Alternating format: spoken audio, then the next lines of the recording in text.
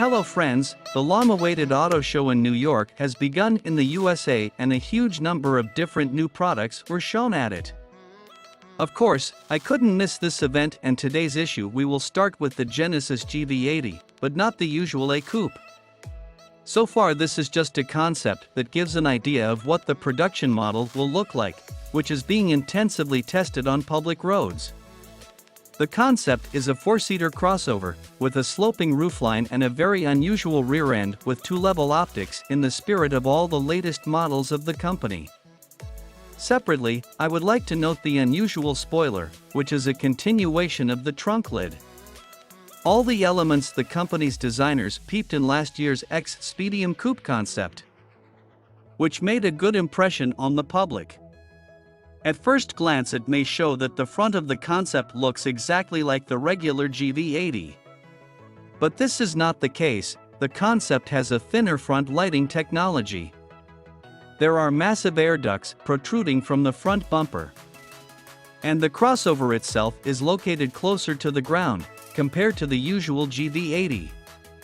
Although the Koreans did not show a close-up of the interior of the novelty, there is no doubt that it is the same as that of the serial GV80. And the power plant of the concept is also unknown. The company does not disclose the characteristics of the new product, but most likely the production version will have the same powertrains as the GV80, with a classic look. The appearance of such a model in the company's lineup was only a matter of time. Genesis needs a product that appeals to a younger audience with a bold and interesting design, and the company will have it. The question is, when will the full production model appear? According to sources within the company, this will happen as early as next year.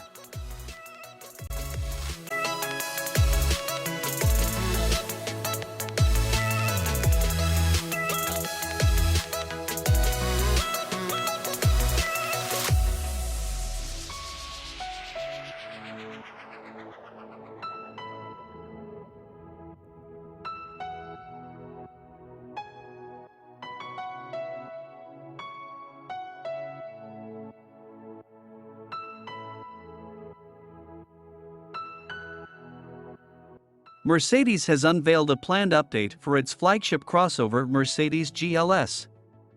The first thing that catches your eye when you look at the novelty is a new huge grille with 4 louvers that smoothly flows into a curved hood. This creates the illusion of a large truck, which adds massiveness to the already not small GLS.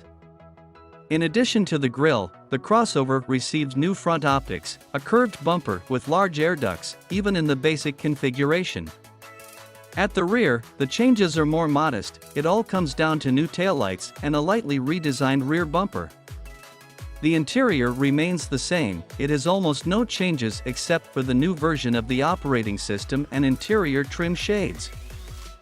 Otherwise, it's the same Mercedes interior that the company uses in its crossovers. The list of power plants for the novelty has been slightly updated. From now on, all power units are equipped with a 48-volt starter generator giving out a short time of 20 horsepower and 200 Nm of torque. In some cases, it can produce 22 horsepower and 250 Nm of impulses. It all depends on the modification of the power plant. The base GLS is equipped with a 3-liter turbo 6-stroke, delivering 381 forces and 500 Nm of torque. This version will change the first 100 in 6.1 of a second and is capable of reaching a maximum speed of 250 km per hour. The most powerful petrol version is the GLS 600. With a 4-liter twin-turbocharged V8 delivering an impressive 557 horsepower and 730 Nm of torque. It is also the fastest modification of the environment of conventional GLS versions. Such a modification exchanges the first 100 in 4 whole and 2/10 of a second.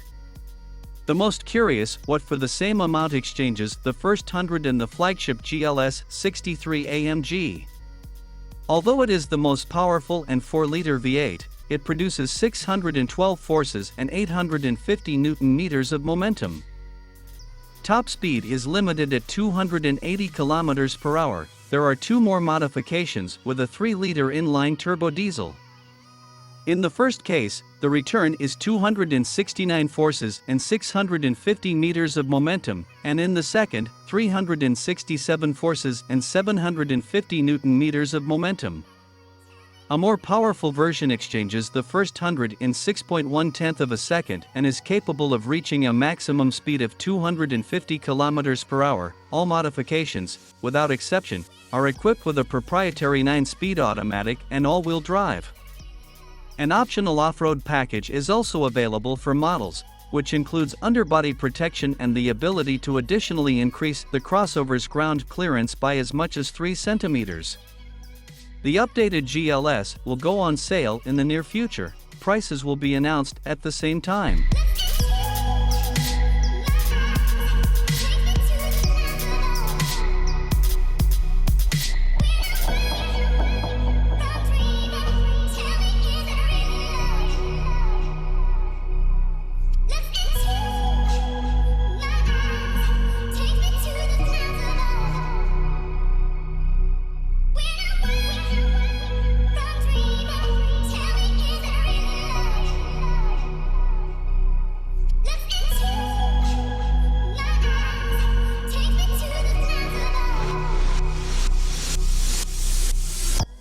Korean company KG Mobility, formerly known as Ssangyong, is preparing a whole family of affordable electric vehicles.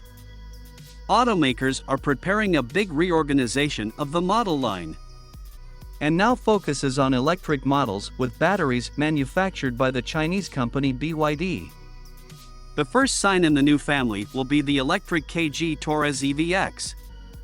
At home in Korea, this crossover will go on sale this fall, and its cost will be only $23,100. After some time, the novelty will appear on the international market and will fight there for a place in the Sun crossover to get at your disposal.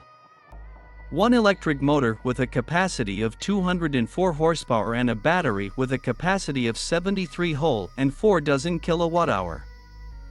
With such indicators, the declared range is 500 kilometers. A little later, the company plans to provide its customers with a choice of 3 more different crossovers, among which the flagship F100 midsize crossover stands out. With a long hood with short overhangs, and together with the headlights it has an LED panel. More information about upcoming new products, the company promises to tell closer to the end of this year. Friends, and I have everything for this day. Do not forget to subscribe to the channel so as not to miss new videos. Good luck to everyone and see you.